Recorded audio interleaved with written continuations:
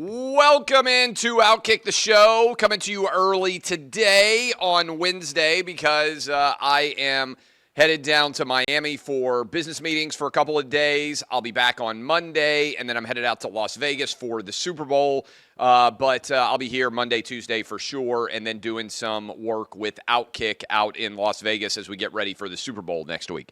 Got a bunch of stories to dive into you with, beginning with what I would classify as clear blockbuster news. The states of Tennessee and Virginia have filed a lawsuit alleging antitrust violation against the NCAA over name, image, and likeness restrictions. I will break down that lawsuit that was filed this morning in the Eastern District of Tennessee. A story that OutKick broke, by the way.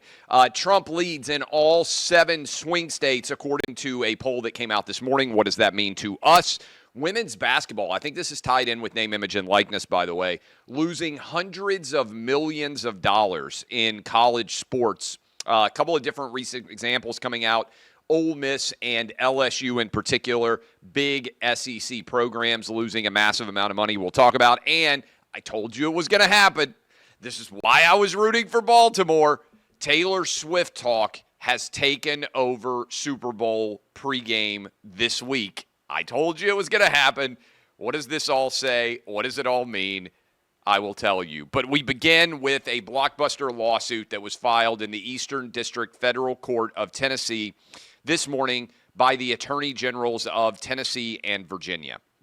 The lawsuit comes on the heels of the NCAA trying recently to begin to enforce NIL-related rules against Florida State, which you saw me react to. Ridiculous that Florida State was punished, against Florida. And then yesterday, news came out that the NCAA was also sniffing around Tennessee relating to their NIL group. So, what is going on here? Attorney General Jason Miyares of Virginia and Jonathan Skrmetti of Tennessee have joined together and filed a lawsuit alleging that the NCAA's attempt to restrict NIL deals is an antitrust violation and therefore should not be allowed, and the NCAA's ability to have any enforcement mechanism whatsoever in NIL-related cases should be immediately restricted and joined by the federal court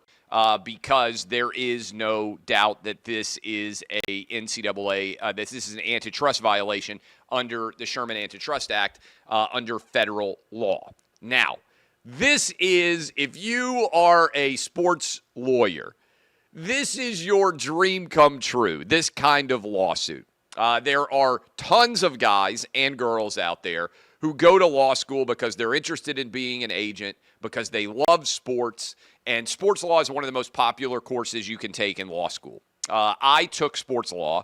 David Williams, former athletic director of Vanderbilt University, was my teacher. I have spoken at multiple sports law classes. In fact, I'll even put this out as an offer. If you're watching this right now and you want me to speak in your law school sports law course, send me an email. I'm not sure where I'll be around the country, but I like to talk to young would-be lawyers. I think I've learned a little bit. Some of you who are watching this right now even were a part of the OutKick CLE, where we did continuing legal education, which lawyers have to get 15 hours of every year. Many of you out there, we had thousands of people who signed up to take those courses, and they were typically sports law or entertainment-based that I taught. My buddy Dan Beasley recorded them with a VHS recorder, I think, back in the day, or maybe it was a digital video recorder, I guess. And then we uploaded them. And there was a lot of interest because this is an area that just has a massive amount of attention on it. And I think it's such a crucible point. So let me start with this, and I think this is important. In my life, there have been 3 seismic, I would say, shifts in the way that sports occur. The first was the rise of, from a business perspective, the first was the rise of cable and satellite television to allow every sport to be televised. And that actually came out of a Supreme Court case when Georgia, Oklahoma, and other schools sued the NCAA for restricting how many times schools could be on television and how many games could actually air. I did a whole CLE on this, but it is a very fascinating 1980s, early 1980s course, which basically put the full fruition of sports on television. I'm old enough to remember, and so I'm 44. Some of you who are around my age will remember this as well. I'm old enough to remember when I had to listen to a game on the radio. When I had to go get a newspaper and flip to the sports section to see whether or not my favorite team won. My kids, the idea that you would ever listen to a game on radio because it was the only way you could consume a game would hear this now and think it's one of the most outrageous things they've ever contemplated. They don't even look at newspapers unless I give them articles or send them articles to read. But the idea that you would have to open a newspaper and wait till the next morning to see whether or not your team won also, they would never have believed, all right? So that's the world that I come from. But the rise of cable and satellite television as a result of that Supreme Court decision and every game basically being available was the first transformative element of sports business in my life. Second one, rise of fantasy sports. The rise of fantasy sports has absolutely changed everything. That's the underlying reason why, for instance, NFL ratings have taken off, because just about every single one of you out there watching or listening to this right now has a rooting interest for fantasy sports. Over the last 20 years, in almost every NFL game, you'll sit around and watch Monday Night Football to see who's going to win a game. You've got players that you're rooting for and against. That's the second one. Third one is the sports gambling. And obviously, the rise of sports gambling is the one that, from a business perspective, made me a $100 millionaire. And I saw this coming. The amount of money that was going to pour into sports as soon as sports gambling became legal. You can go back and read. You can go back and watch me just lay all this out. I was at the Supreme Court watching on the day when the state of New Jersey argued that it was unconstitutional, a violation basically of federalism, for every individual state not to be able to make their own determination as to whether or not they had sports gambling. And I think the number is like 33 states now have some form of legalized sports gambling and wagering. Again, some of you who are super young won't even remember this, but it used to be a big deal. You got on an airplane, you landed in Nevada, you could go to a Las Vegas casino and bet on any sport. That's why going out for the March Madness was such a big deal, to be able to go out there for much of my young adulthood. It was amazing. That was the only place you could legally gamble. Now, they had offshores where you could gamble and all those things, but 100% legality was going to Las Vegas. Now you can go basically anywhere. I mean, I can put my phone up in the state of Tennessee and bet on, 8 or 9 different apps, any game under the sun, basically, that I could be interested in. Third most transformative major change to the business of sports, again, sports gambling becoming legal. I think there now is an argument that the fourth is going to be the rise of NIL and the destruction of the NCAA. And this is still in its infancy. But the lawsuit, as I was reading it this morning, Jason Mayares and Jonathan Skermetti, the two attorney generals of Tennessee and Virginia, I think they have laid out a debilitating legal analysis for the NCAA's attempts to restrict NIL. And I'd encourage you to go read the full complaint. It's linked up at OutKick. We're going to have Jonathan Skermetti, the Attorney General of Tennessee, on with us at 2 o'clock Eastern, 1 o'clock Central, noon Mountain, 11 a.m. Pacific here in just a little bit. He's going to be our only guest for the day, breaking down this lawsuit. Again, OutKick broke the news of this lawsuit before anybody else in the world of sports. But essentially, I think where we're headed, okay? I think it's a clear antitrust violation. I don't believe the NIL restrictions by the NCAA are permissible under existing antitrust law. And I'm going to explain why. Again, this is me putting on my lawyer hat and kind of nerding out here a little bit, because this is something that I'm super fascinated by. But, and I'll tie it in, by the way, with women's basketball and how I see all this going. The basic takeaway here is the let me just start here, actually. Some people say, Clay, have you ever had an opinion in your public career and then you went back and as things evolved, you looked at it and you changed your mind on it? This would be one, paying players. When I started writing online in 2004, and by the way, abortion would be another one. I write about that in this book, my evolution as becoming a dad and seeing the way that babies grow and getting to see sonograms and getting to see three sons. This is a side note, but I didn't really think about it conceptually until I actually had children, what it was like and what a baby in the 15th week, let's say, of gestation in a stomach actually looked like. It was very, like a lot of boys probably, a lot of young men, you don't really think about this stuff. Women think about it way more because obviously they carry babies. I just never thought about it that much. I kind of had a general idea that I was pro-choice because I'm pro-freedom.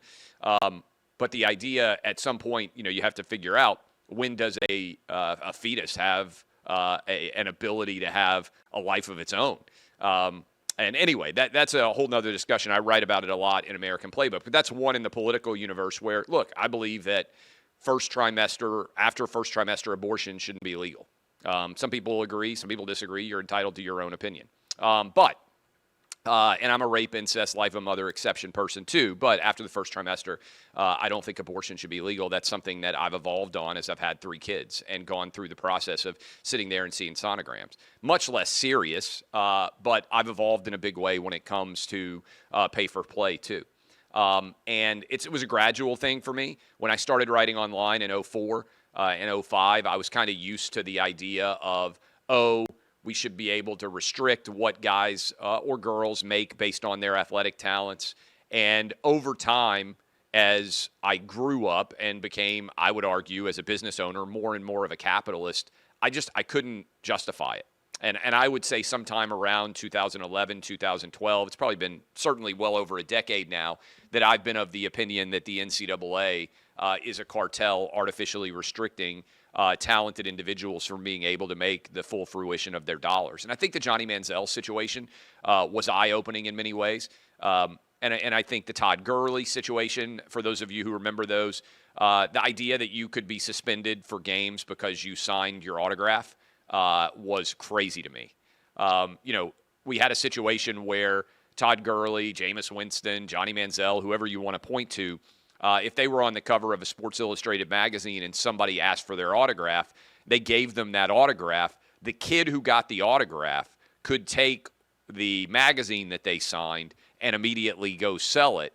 But Johnny Manziel, Jameis Winston, Todd Gurley weren't able to actually sell it themselves. And do you remember, I believe it was cleats and maybe his jersey. Todd Gurley got suspended for selling his cleats and his jersey from a bowl game.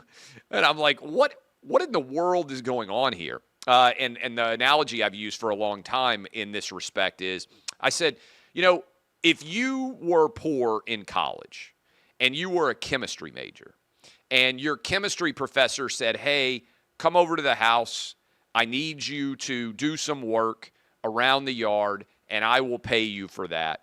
And you did that, and he helped you out every now and then, gave you $50, gave you $100.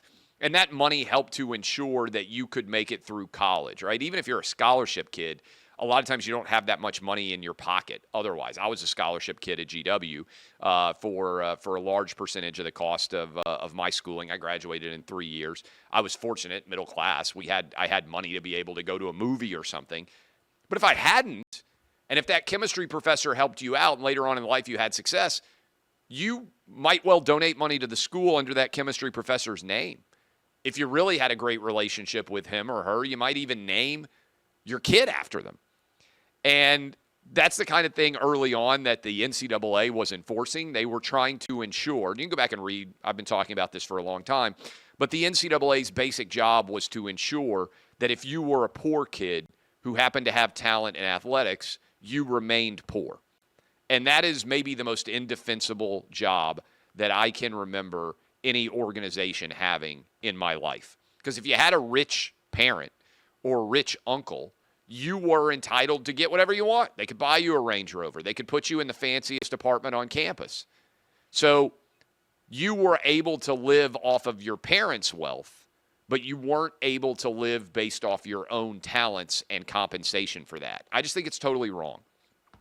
So That's at essence what's going on here. Where are we headed? I probably need to write a long-form analysis of this because I think a lot of people don't understand it. The only way this makes sense is ultimately we have to have a collective bargaining agreement and a salary cap of some sort that is put in place for all major athletic, Big Ten, SEC, ACC, Big 12, power conference leagues.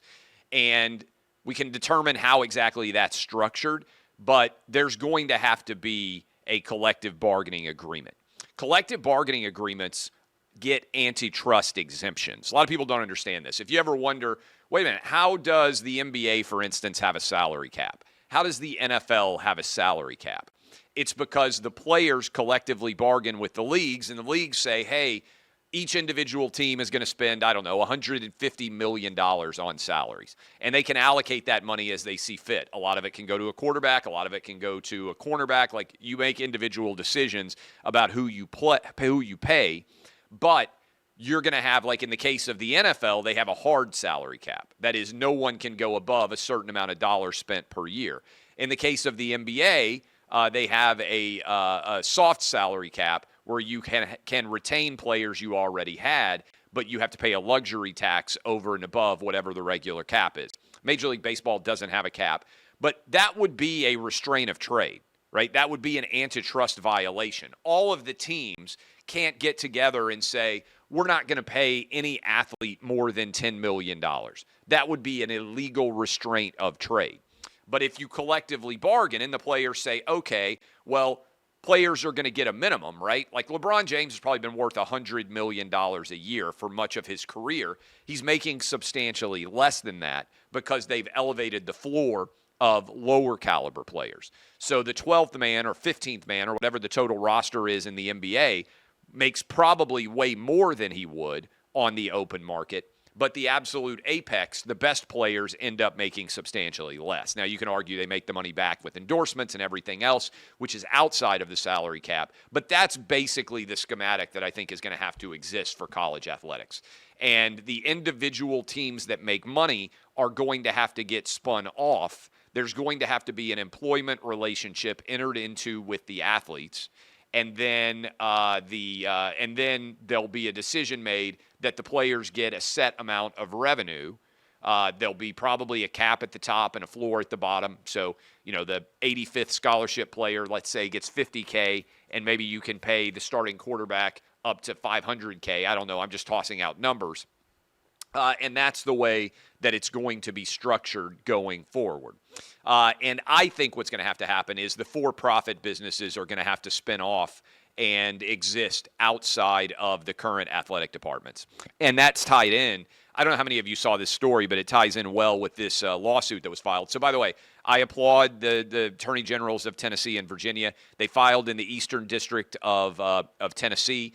Can you imagine a more favorable court for the University of Tennessee with the NCAA trying to come after them? This is, by the way, the NCAA. I think other states will sign on. Florida State's mentioned in this lawsuit. Florida's mentioned in this lawsuit.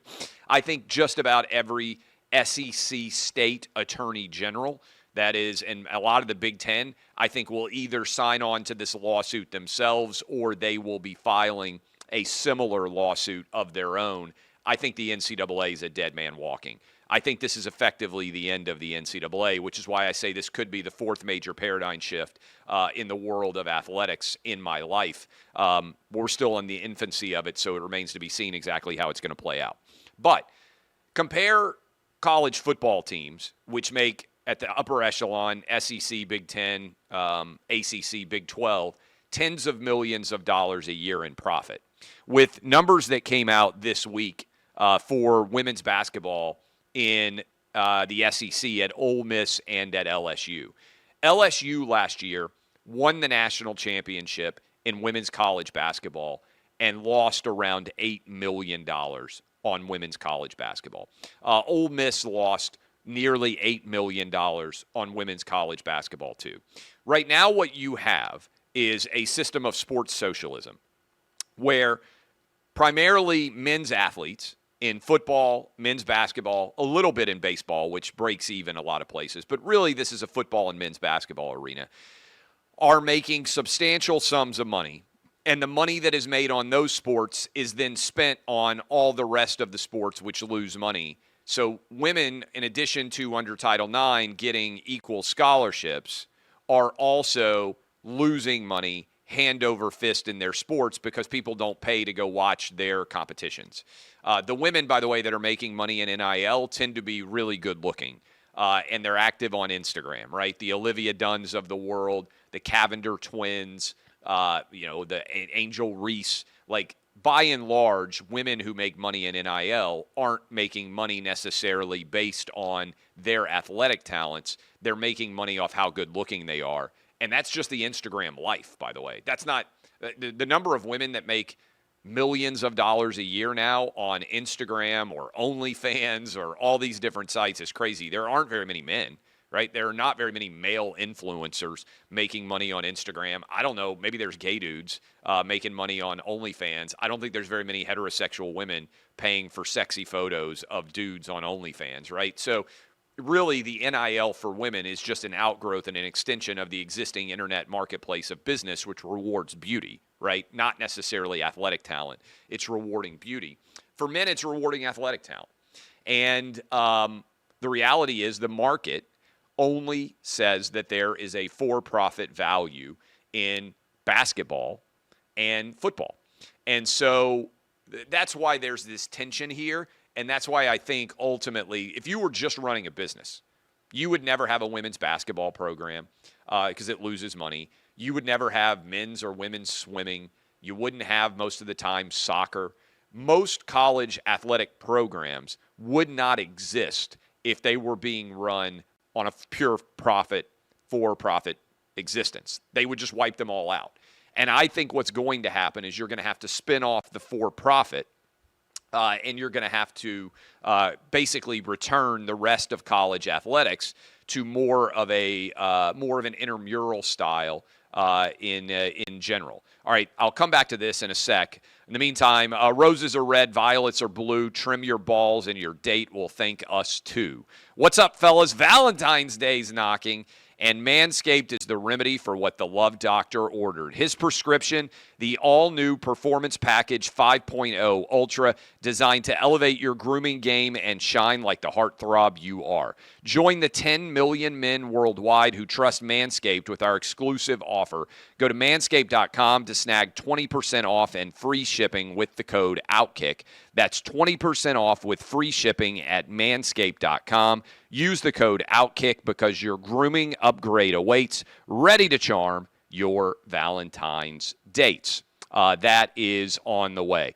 By the way, all of the Tennessee political figures have spoken out. The governor, I'm reading right now, just sent to me, good on Tennessee and UT Knoxville for standing up for the rights of their student athletes. Marsha Blackburn, I'm calling on Senate Commerce to take this issue up to hold the NCAA accountable, as this has become a big-time statement that is being made by the entire Tennessee political establishment. Interestingly, I don't think this should be political. Let me just say that. I don't think this should be a Democrat, Republican, or independent issue. I think that everyone in America should be a capitalist, and I think everyone should be in favor of every person being able to make as much money legally as they possibly can off of their individual talents. That's certainly what I want to do. That's what I want my kids to do. That's what I want all of you to do. And to me, interestingly on this, the people who are being restricted from being able to profit off name, image, and likeness by the NCAA are actually often very poor, right? From a socioeconomic perspective, the basketball and football players who are being restricted, and also other athletes as well, tend to, by and large, be further down the socioeconomic ladder. I do think that's a not insubstantial component associated with this story. Is the NCAA is particularly indefensible, not only because they're trying to keep people from making as much money as possible off their name, image, and likeness and off their talents, but also they're doing it to the poorest kids. So I think that factors in as well. If you want to argue that there is a moral basis under which this should be characterized, I would argue that the NCAA's acts are immoral and that the actions of the state of Tennessee and Virginia and others who are advocating for athletes to be able to make as much money as they can off of NIL is actually the moral perspective. So it's kind of fascinating in that respect, too. Okay, a couple of other things that I want to hit. Again, we will be joined by the Attorney General of the state of Tennessee, Jonathan Skrmetti, at 2 o'clock Eastern on Clay and Buck coming up in just a bit. But I wanted to hit you with these two other stories, too. I saw this story come out this morning, and I'm going to read it to you right now. Let's see here. Polls. Bloomberg Morning Consult. 7 different swing state polls as we sit here. I think it's 9 months and 5 days from Election Day. 9 months and 5 days from Election Day. According to Bloomberg Morning Consult, Trump is up 5 in Wisconsin head-to-head on Biden, up 3 in Pennsylvania head-to-head, up 8 in Nevada head-to-head, up 8 in Georgia, up 5 in Michigan, up 10 in North Carolina, to the extent North Carolina is still considered a swing state, and up 3 in Arizona. So Trump, 9 months out effectively, is up in all 7 states by 3 or more. And if you expand this to include third-party candidates, RFK Jr., Jill Stein, Cornel West, Trump actually moves even further into the lead. So he's up head-to-head. He's got an even bigger lead when you factor in most of these states, third party. So I don't think there's any way to argue. I don't think there's any way to deny right now Donald Trump has opened up 9 months out from the election a substantial lead over Joe Biden. I believe the election is November 5th, 2024. The question is, can Biden start to cut into this, or has Trump established some stability here? I would argue that the number one issue in America right now is immigration, and Joe Biden is floundering on that issue, and it may well decide the overall 2024 election. You look at all the numbers, whether it's economy, whether it's war, whether it's crime, whether it's basically any issue under the sun that is one of the top focal points of the electorate. Biden is underwater on immigration by more than any other issue, and he's not looking good in very many issues at all. So that is the news story came out today from GE Morning Consult and beyond, 7 swing state polls. And those 7 states are going to decide the election, right? They're basically 43 or 44 states, essentially, that we know already who's going to win, right? So you can divvy those up. There's only about 7 or 8 states, period, maybe even 6, 5, whatever number you want to hit on, where we actually don't know who's going to win. And those are the 7 states that were polled there, although I would argue that North Carolina is pretty solidly in the Trump camp. I would argue that's basically going to come down to 6 states. Finally, I knew this was going to happen. This was why I told all of you. This is why I said I was rooting for the Baltimore Ravens. Taylor Swift talk has taken over the Super Bowl already. Front page New York Times, front page Wall Street Journal, every outlet. It's all over Fox News. It's all over MSNBC. It's all over CNN. Cowherd did a big take on Taylor Swift yesterday.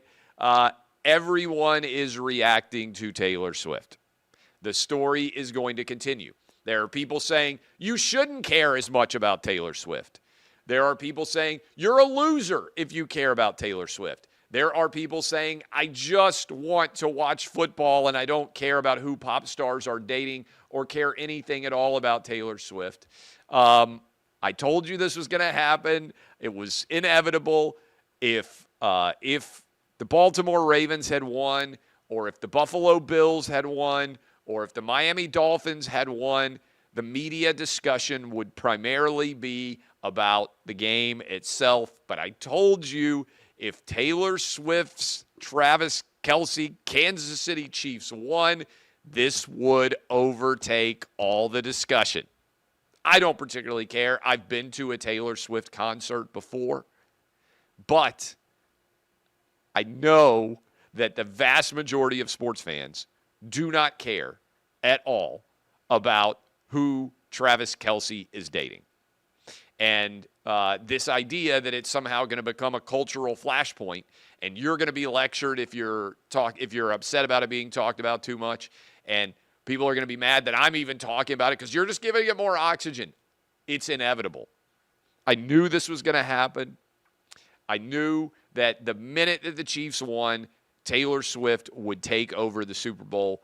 I don't think you've seen anything yet. I think it's only going to grow. There are all sorts of gambling props. God forbid Travis Kelce win the Super Bowl and propose to her on the field in the aftermath of the game.